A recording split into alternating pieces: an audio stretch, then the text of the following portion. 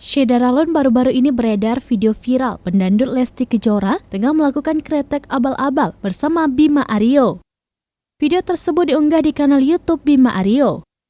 Dalam video terlihat adanya kejanggalan ketika istri Rizky Bilar itu tengah melakukan kretek abal-abal. Lesti terlihat tengah berbaring di lantai dan siap mencoba kretek abal-abal yang dilakukan oleh Bima Aryo kepadanya. Namun, kejanggalan terlihat ketika wajah Lesti Kejora yang tengah tersorot kamera, sebab Lesti Kejora memperlihatkan ekspresi wajah yang terkejut.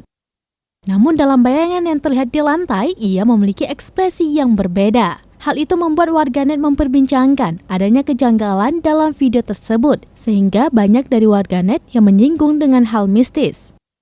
Tidak sedikit juga yang mengatakan jika video tersebut telah melalui masa editing, sehingga membuat adanya perbedaan wajah dari Lesti Kejora.